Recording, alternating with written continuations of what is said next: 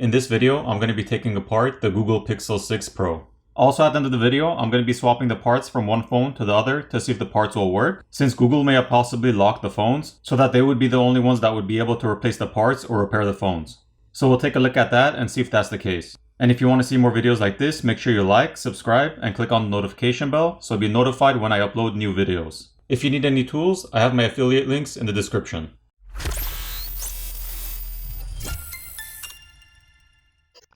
First, the SIM tray needs to be removed.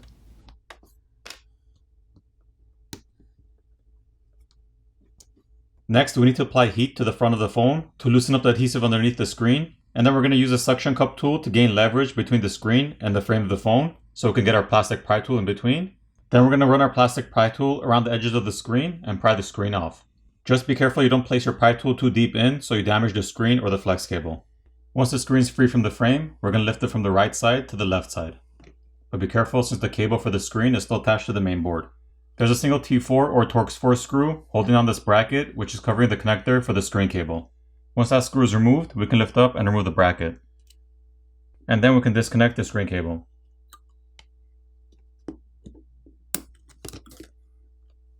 Taking a closer look at the screen, there's a plastic frame on the back side. And aside from the adhesive, there are some catches along the plastic frame, which help hold the screen down. The in-display fingerprint reader is adhered to the screen. And at the end of the video, we'll test to see if we swap the screen and fingerprint reader with a different Pixel 6 Pro, if it'll actually work or not. The cable for the fingerprint reader is connected over here, and there's a lock or latch which you can lift up and remove that cable. I'm pretty sure you'll be able to pry this fingerprint reader off this screen, but re-adhering a new fingerprint reader to the screen might be difficult. Also, there's a cutout in the screen over here for the proximity sensor. Here's a better look at that. There's graphene film here, here, and on the bottom, and the graphene film helps transfer heat. We're going to start off by peeling those off.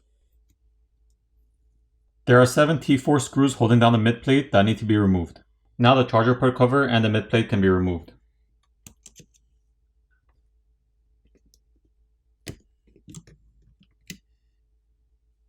On the back of the aluminum mid plate, there's a thermal pad here, and the linear vibrator motor or haptic feedback motor is located on the bottom. There's also a liquid damage indicator or this white sticker over here. At this point, we need to disconnect the battery cable. Now the millimeter wave 5G antenna cable has to be disconnected. There's a single T4 screw holding down the millimeter wave antenna that needs to be removed. Now we can peel off the flex cable and remove the millimeter wave antenna.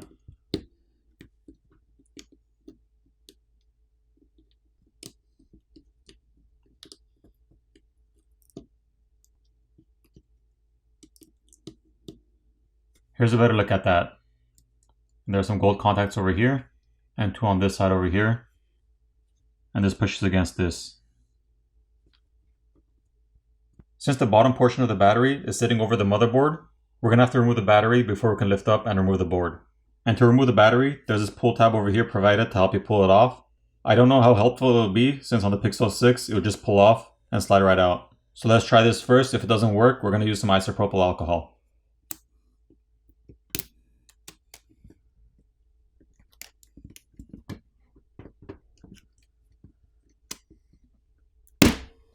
Yep, see? Comes right out. So to make your life a little easier, use some isopropyl alcohol and get some around the edges of the battery and let it sit there for about 30 seconds so it eats away at the adhesive underneath, making it easier to pry the battery off, and then use this pull tab to help you pry the battery off.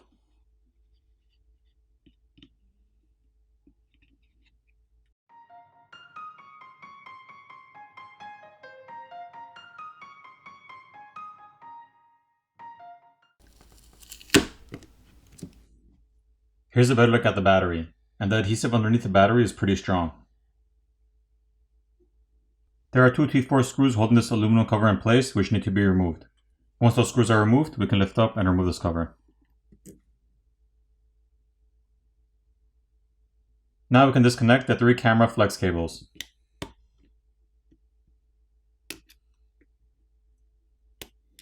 There's a single T4 screw holding down the camera assembly which needs to be removed. Now the camera assembly can be lifted up and removed. Here's a better look at that.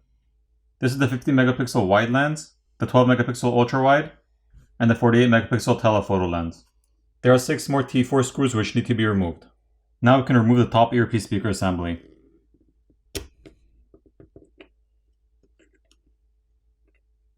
Here's a better look at that. And there are some rubber gaskets around the openings. The front-facing camera flex cable can be disconnected and removed. And then the flex cables for the LED flash and back ambient light sensor have to be disconnected.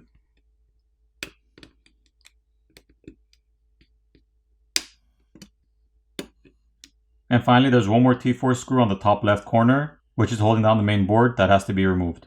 Now we can lift up and remove the main board.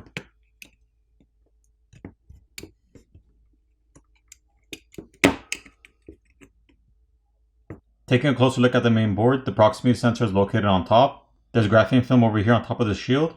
The SIM card reader is located here. And the charger port is located on the bottom and it's soldered onto the board. So making charger port replacements won't be that simple. The primary microphone is also located next to the charger port. And taking a look at the back side, there's a secondary microphone located on the top corner. So back to the frame, we can remove the bottom speaker assembly by lifting it up and pulling it out. There's a rubber gasket and mesh filter over the opening of the speaker. And here's a look at the bottom. There's a square cutout in the middle of the aluminum frame where the wireless charging coil and NFC antenna are. And here's a connector for that. The flex cable for the power button and volume keys is located right here. And there's a metal bracket holding them in place. So if you want to replace those, you'd have to pull up on this metal bracket and remove that. And then you'd be able to push in the keys and remove those. Underneath this metal plate, which is holding down the board that has the LED flash on it, there's a third microphone, which is facing the back side of the phone. And this piece over here can be heated up and pried off. It's just held down with some adhesive. Just keep in mind there's one more flex cable over here, which is held down with some adhesive on the frame, which is part of this flex cable that leads to that board. For the repairability score, I give this phone a 5.5 out of 10. The Pixel 6 Pro was slightly more difficult to take apart compared to the Pixel 6, especially when it came to removing the battery since the adhesive was much stronger. When it comes to the glass covers on the back, they're held down with adhesive, so if you had to replace those, just apply heat and pry them off. Okay, now it's time to reassemble the phone.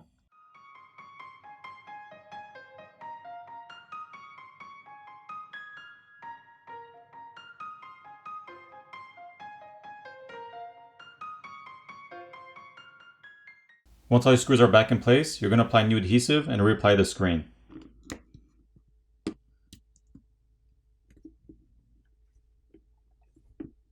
Power on the phone, and you're done. Alright, so now what I'm going to do is take one of the screens from the Pixel 6 Pro and swap it with the other one and see if the display and fingerprint reader will work. Alright, so on this Pixel 6 Pro, it's the original screen and fingerprint reader.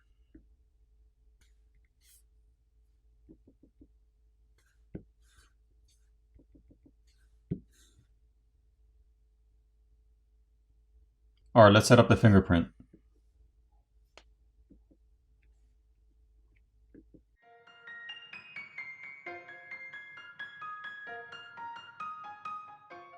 So now let's unlock it. There you go. So now let's swap the screens and test it out again. I'm going to start off by deleting the fingerprint. On the left is the original screen, which I marked number 1. On the right is the other screen from the other Pixel 6 Pro, which I numbered number 2. So let's pop the other screen on and test it out.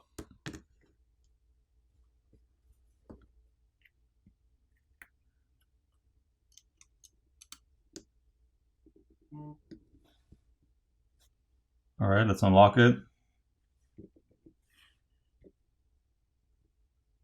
Screen's working fine.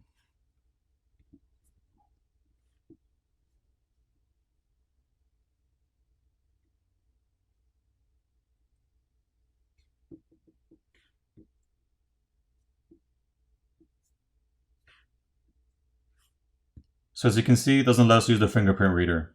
It says can't use fingerprint sensor, visit a repair provider, or it gives the website to go to. So far, not good. We now know the fingerprint reader is married to the board. So if you're making any screen replacements, you are going to have to pry that old fingerprint reader off and move that over to your new screen. And if the fingerprint reader is damaged, you're going to have to probably send it to Google to have that replaced. Next, I'm going to swap the batteries and the cameras and see if those will work. Alright, so now that this battery is in here and the other cameras are in there, let's power this guy on and see what happens.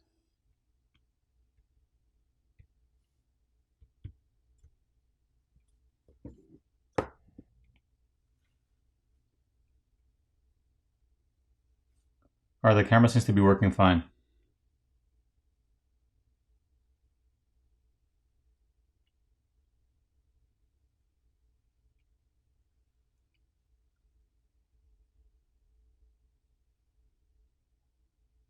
Video works fine as well.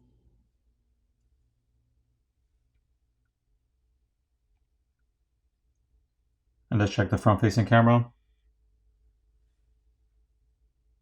And the front-facing camera is working as well, as you can see, since the screen's lifted up from the frame right now, since it's not attached.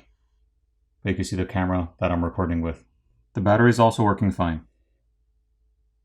Let's plug in the charger. So the battery is also charging, so there's no issues that I see. So now we know the screen, battery, and cameras can be replaced. However, the fingerprint reader is married to the main board. So from the looks of it, that can't be used or replaced. So you're going to have to make sure to keep that original fingerprint reader. Thanks again for watching, and I'll see you in the next video.